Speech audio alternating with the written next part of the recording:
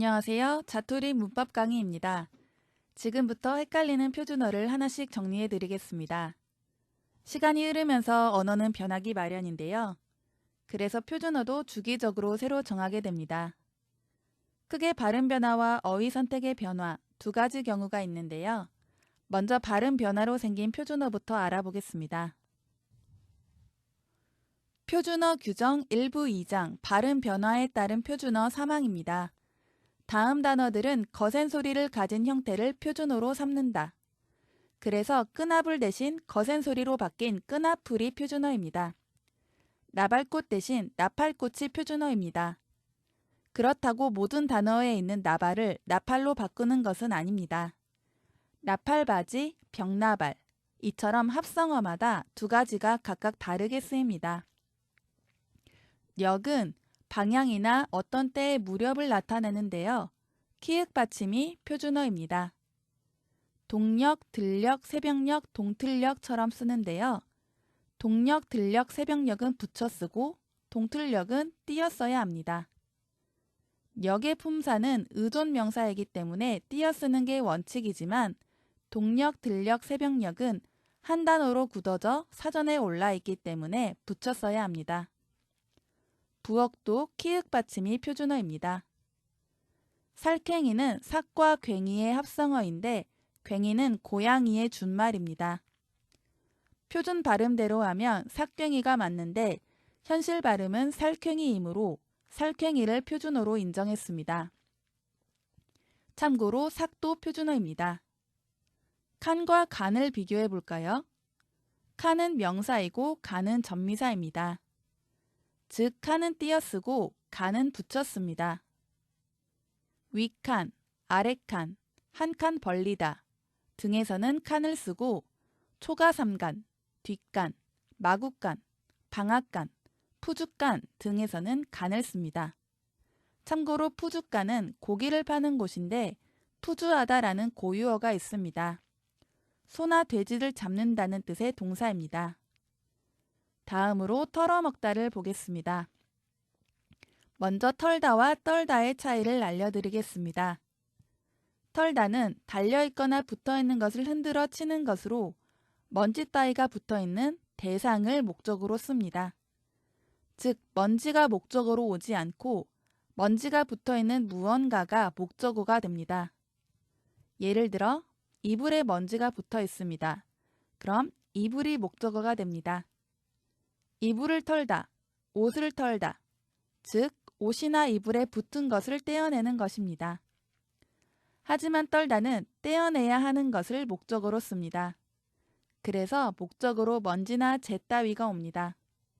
먼지를 떨다, 재를 떨다. 차이점이 확실히 느껴지시죠? 정리하면 먼지를 떨기 위해 옷을 털다처럼 쓰면 됩니다. 그래서 재떨이가 아니라 재떨이, 먼지떨이가 아니라 먼지떨이가 맞습니다. 하지만 재물이 목적으로 쓰일 때는 두 말이 비슷하게 쓰입니다. 재물을 빼앗다는 뜻으로 털다와 떨다 둘 다 쓸 수 있는데요. 재산을 떨어 없애다, 전 재산을 털다처럼 씁니다. 하지만 먹다와 결합한 합성어는 털어먹다만 됩니다. 다음은 사항입니다. 다음 단어들은 거센 소리로 나지 않는 형태를 표준어로 삼는다. 사망과 반대로 거센 소리를 인정하지 않습니다. 가을카리가 아니라 가을가리, 거시기가 아니라 거시기가 맞습니다. 분침에서 분은 나눌 분입니다. 푼은 한자어 나눌 분의 고어 발음입니다. 할푼리, 땡전 한 푼 없다 등 현대어에서도 푼의 발음이 남아있는데요. 한자어를 읽을 때는 분으로 발음합니다. 그래서 푼침이 아니라 분침이 표준어입니다. 다음은 어왕입니다. 학문적으로 어원을 밝힐 수 있더라도 언중이 어원을 의식하지 않고 변한 형태를 널리 쓴다면 그것을 표준어로 삼는다는 내용입니다. 강낭콩은 중국 강남에서 들어온 콩입니다. 하지만 언중이 이를 의식하지 않고 변한 형태를 쓰므로 강낭콩을 표준어로 정했습니다. 고삿은 지붕을 읽 때 쓰는 새끼줄입니다.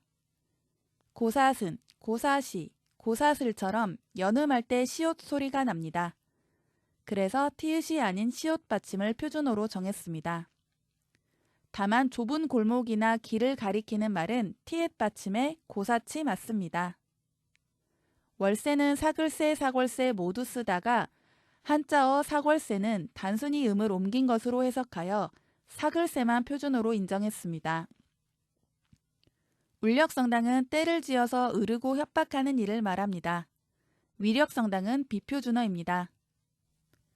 반대로 언중에게 어원의식이 남아있는 것은 표준어 자격을 그대로 유지합니다.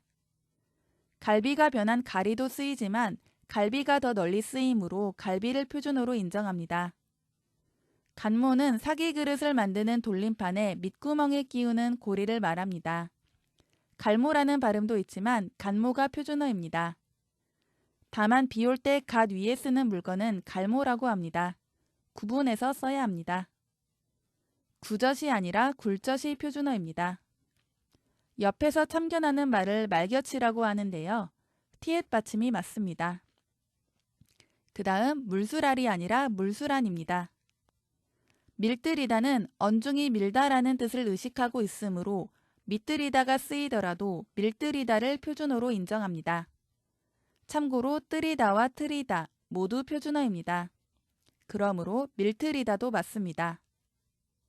적이는 사실 적다라는 말에서 생겼는데 재밌게도 오히려 반대 의미가 되어 꽤 어지간한 정도로를 뜻합니다. 반대의 뜻일지라도 어원과의 관계는 부정할 수 없으므로 저어기가 아닌 저기를 표준어로 씁니다. 적이나, 적이나 하면이라는 말도 씁니다. 그리고 수지가 아니라 휴지, 원래 형태인 휴지를 표준어로 인정합니다. 다음으로 6항 보겠습니다. 다음 단어들은 의미를 구별함이 없이 한 가지 형태만을 표준어로 삼는다. 먼저 생일을 나타내는 도를 볼까요?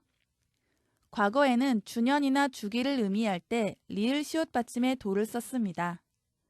그래서 한글 반포 500도를 말할 때는 500주년을 의미하므로 리을 시옷 받침의 도를 썼습니다. 하지만 이런 세분화가 불필요하다는 인식이 커지고 조사가 붙었을 때 돌씨나 돌슬로 발음하지 않으므로 리을 받침 하나인 돌로 통합했습니다. 또한 과거에는 차례를 나타낼 때 두째, 셋째, 넷째라고 쓰고 수량을 나타낼 때 둘째, 셋째, 넷째로 썼습니다. 하지만 현실에서 이를 엄격히 구분하지 않으므로 통합하여 수량과 차례 모두 둘째, 셋째, 넷째로 정했습니다. 마지막으로 빌리다 보겠습니다. 빌다에는 여러 가지 뜻이 있습니다. 물건을 구걸한다는 뜻으로 밥을 빌려 다니다처럼 쓰거나 간청한다는 뜻으로 소원을 빌다처럼 씁니다. 마지막으로 남의 물건이나 돈을 쓴다는 뜻으로 친구에게 돈을 빌다처럼 쓰였습니다. 하지만 마지막 뜻은 빌리다로 형태가 바뀌어 빌리다를 표준어로 삼았습니다.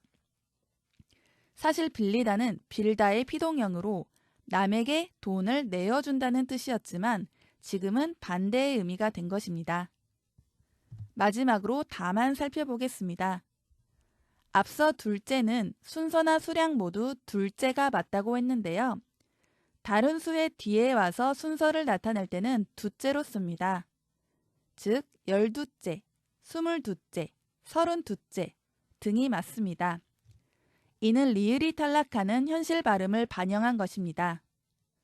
또한 순서의 첫 번째나 두 번째쯤을 나타내는 한두째라는 말에서도 두째가 맞습니다. 다만 여기에 예외가 있는데요. 12개째를 의미할 때는 12째, 22개째를 의미할 때는 22째를 인정합니다. 이때 두 말은 명사입니다. 즉 수사나 관형사로 쓸 때는 12째, 22째가 맞고 명사로 쓸 때는 12째, 22째로 씁니다. 만약 12째 귤을 가져와라 라고 하면 순서대로 세었을 때 12번째에 있는 귤을 가져오라는 뜻이고 썩은 귤이 벌써 12째이다 라고 하면 썩은 귤을 세었을 때 12개라는 뜻입니다.